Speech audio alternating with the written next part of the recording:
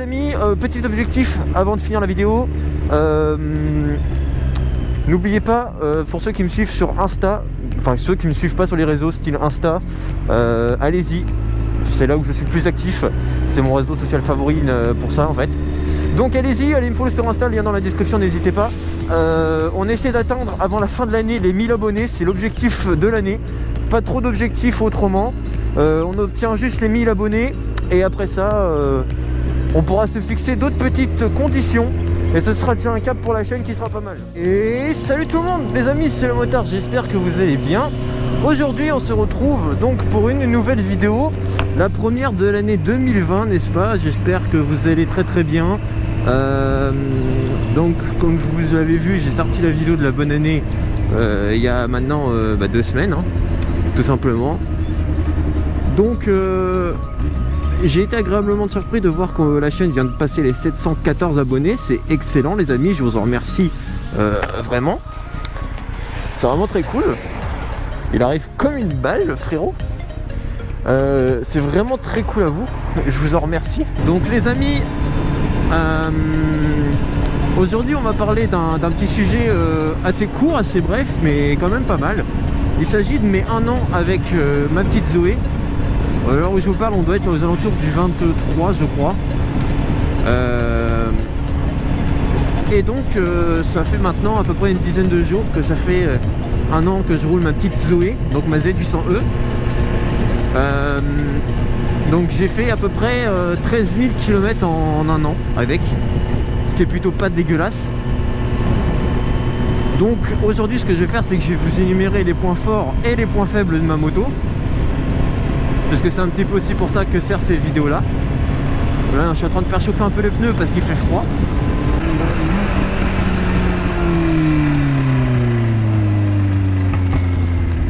Donc les amis, ça fait 1 an et 13 000 km que j'ai ma Zoé, que j'en suis très content. Je suis toujours bridé à 47,5 chevaux, ça ne change pas.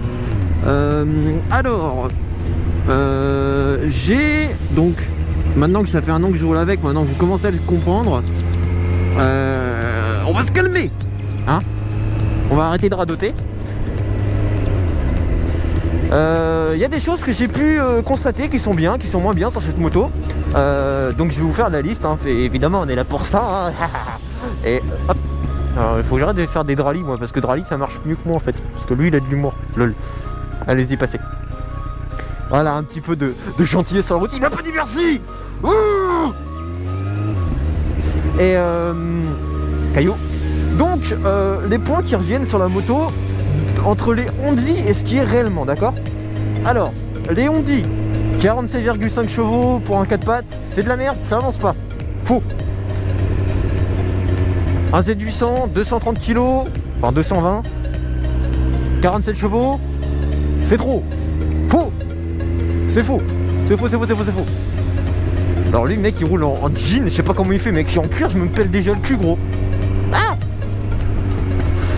Donc, c'est faux et c'est archi faux.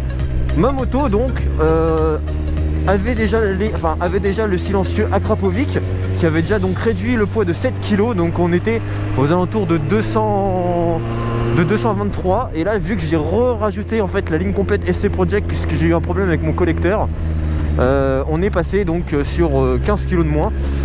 Donc on est vraiment sur du 215 kg hein, tout plein fait bien évidemment. Moto lourde et non maniable. Faux. C'est totalement faux et archi faux. C'est une moto qui n'est pas lourde, même à basse vitesse. Ça braque pas, d'accord. Ça je suis vous l'accorde, ça braque pas. Mais bon après c'est une moto, hein, c'est pas un semi remorque. Le mec il fait demi-tour là au calme. Rien à foutre frérot. Bien évidemment il fallait que tu freines là hein. Non, tu te placeras pas, tu feras pas demi-tour, c'était avant qu'il fallait faire ça. Donc c'est une moto qui est légère, non, forcément 200 kg pour 47 chevaux, ça peut paraître lourd sur papier. Après c'est pas une moto qui est hyper lourde, une fois qu'on s'y en est habitué, bah c'est pas plus lourd qu'autre chose. C'est comme si toi tu avais le permis A en full et que tu roulais en Goldwing, c'est exactement pareil. Au bout d'un moment tu t'y habitues, tu sens plus le poids. Donc c'est sûr que quand tu reprends des motos légères, je vois quand j'ai essayé la Street de mon pote Anto, ah oui c'est vrai que ça m'a fait quelque chose, j'ai l'impression d'avoir un vélo. Mais à part ça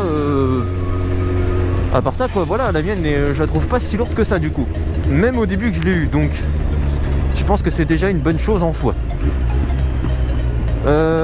Ensuite, qu'est-ce que je pourrais lui accorder comme bienfait? C'est une moto qui d'esthétique est plutôt sympa, hein. On va pas se mentir que quand tu as une moto comme ça en A2, bah t'es assez content, même si tu la payes assez cher. Moi je vois, je l'ai payé 5000 € d'occasion, elle avait 16 000 km. Bah c'est pas si dégueulasse que ça, quoi, je trouve. Après voilà, c'est une moto qui est assez carrée, enfin qui est assez carénée, qui est assez comment dirais-je, charismatique, je pense. Je sais pas si c'est vraiment le terme approprié, mais toi il y a quand même un certain charisme. Quand tu la vois cette moto, tu te dis bon, on dirait pas que c'est une bridée, tu vois. C'est sympa, ça fait un petit effet. C'est vrai que ça change aussi de toutes les MT-07 qu'on voit. Donc, pourquoi pas. L'inconvénient, la poignée bridée, je sais pas si on peut vraiment appeler ça un inconvénient.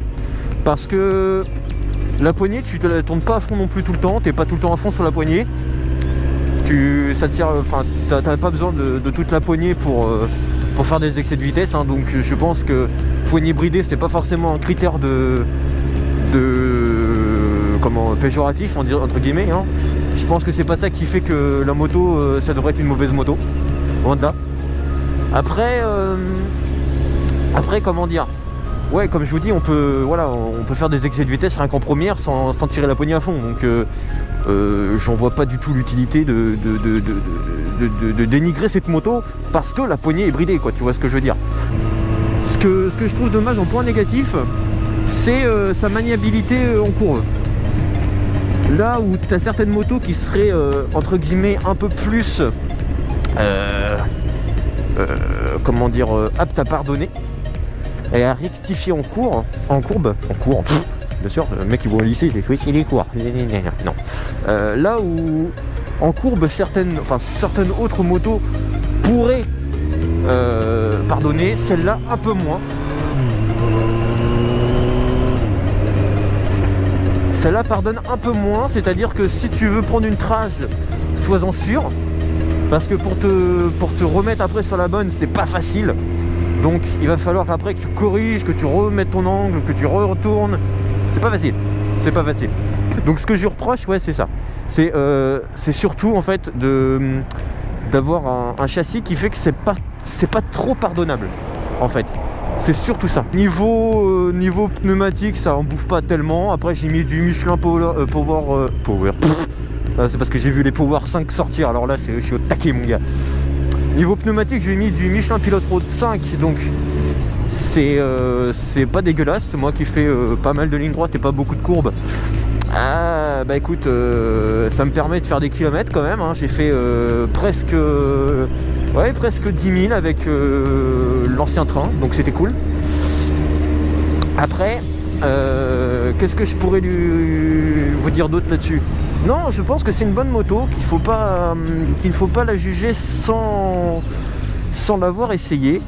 Je pense que si vous voulez une moto en A2 assez stylée, on va dire, qui change un peu de l'ordinaire, vous pouvez vous orienter vers la Z800E, parce que en fait c'est une moto que tu vois pas forcément partout. On en voyait, maintenant on en voit moins. Les Zistes roulent moins leurs Z, que ce soit des 800 ou des 800E. Donc après vous pouvez toujours trouver des Z pas trop chers, puisque ça commence à décoter, mais avec peu de kilomètres également, parce que voilà, ils la roulent pas beaucoup. C'est des gens qui voulaient pas forcément cette moto, enfin qui se sont aperçus que la moto c'était pas ça qu'ils recherchaient, donc voilà, du coup ils péjorent un petit peu, ils en veulent pas. Donc voilà, donc moi je vous conseille d'aller essayer cette moto. Moi personnellement je vous la recommande. En A2 c'est une excellente moto, on va pas se mentir. Donc voilà, faites-vous un avis, voyez ce que ça vous dit. Faites un bon essai, faites plusieurs kilomètres. Ah oui, en parlant de kilomètres, la selle. Oh putain mec, oh là là, la selle. Horrible cette selle, on peut pas faire 140 km sans avoir mal au cul.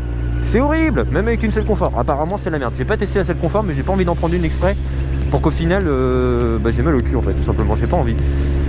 Donc voilà, on va éviter, hein. Voilà, toi tu tournes là, toi, moi je vais tourner là. Je vais tourner là parce que c'est la merde. Donc voilà les amis, j'espère que cette petite vidéo vous aura plu. N'hésitez pas à vous abonner, à lâcher votre plus beau like, un petit commentaire pour savoir avec quoi vous roulez et ce que vous en pensez de la Z si toutefois vous en avez testé une. Je serais ravi d'y répondre.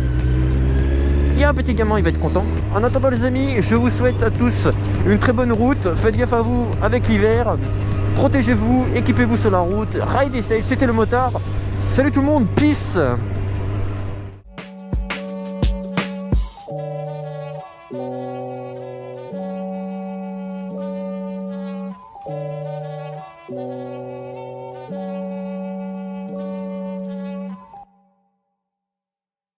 Oh, you must yodel again for me often, now that I know you do it so well.